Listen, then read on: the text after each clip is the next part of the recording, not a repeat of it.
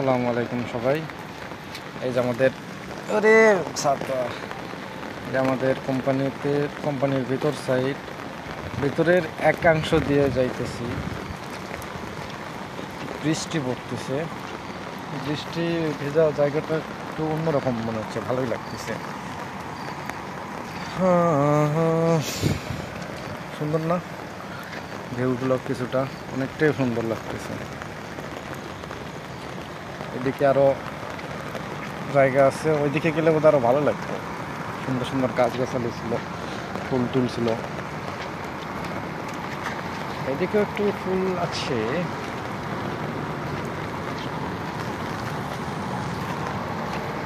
প্রকৃতি এখন কত সুন্দর, বর্ষায় প্রকৃতি কি হয়েছে, শান্ত হয়েছে আমার যেটা মনে হয়। ওরে বাবা, সূর্যের যে তেজ গো, এই কয়েকদিন দেখলাম মাথায় নষ্ট করে ফেলাইছে। এখন একটু শান্তি মতো চলাচল করা যাচ্ছে, যদিও অনেকটা মাঝে মধ্যে বিরক্তিকর কারণ হয়ে দাঁড়ায়, লাইক দিস টাইম। হ্যাঁ, বৃষ্টির মধ্যে ভালো লাগতেছে না হয়তো বা। দেখছেন এরিয়াটা, দেখছেন কত বড়। এই রাস্তা দিয়ে যদি আপনি সোজাই যান না, পুরো ফ্যাক্টরি মানে রাউন্ড দেওয়া হবে, আবার এই জায়গাতে এসে দাঁড়াইতে হবে, মানে গোল জায়গাটা।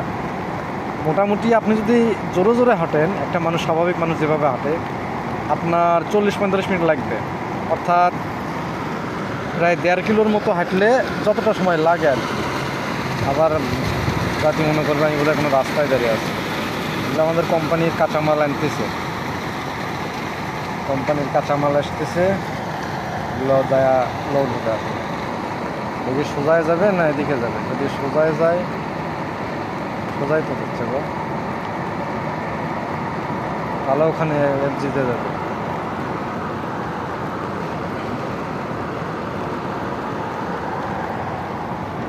অসাধারণ ভিউ, চমৎকার মেঘযুক্ত, কর্দমাযুক্ত আকাশ, মেঘযুক্ত বাতাস, কি বলিস।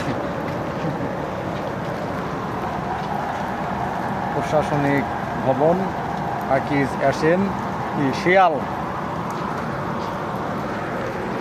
আমি এখন রুমের দিকে যাইতে আছি। I am now going room in the barsha. No, I am going to the room. উফ, পিছলা কেন রে ভাই টাইলসগুলা? This is admin office. হ্যাঁ, প্রশাসনিক ভবন এটা। ওই দিকে ওই যে সাব স্টেশনকে বোঝা যায়, ওরে যে আলো, বোঝা যাবে কীভাবে? ওইদিকে আমার অফিস।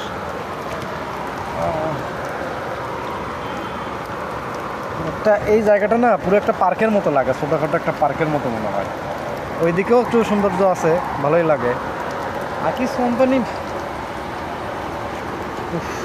পানি করে মোবাইলটাই ভিজে গেল।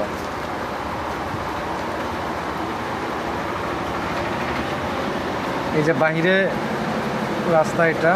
হ্যাঁ, কেউ আবার ইন্ডিয়ার এবং পাকিস্তানের বর্ডার মনে করে ভুল করেন না। অনেকে মনে করতে পারে সামনে একটা ইন্ডিয়ার রাস্তা হয়ে গেছে, ওই পাশে এই যে প্রাচীর এই পারে বাংলাদেশ, ওই পাশে ইন্ডিয়া। না, প্রাচীর এই পাশে ভারত, ওই পাশে ইন্ডিয়া।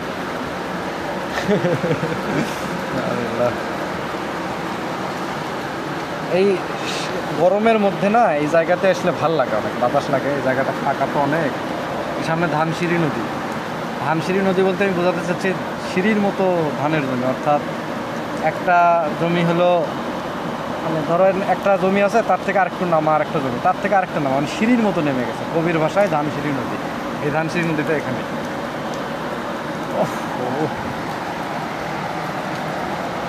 ঠিক আছে গাইস, আমি এখন ভিতরে ঢুকবো, রুমের ভিতরে যাবো। Good bye.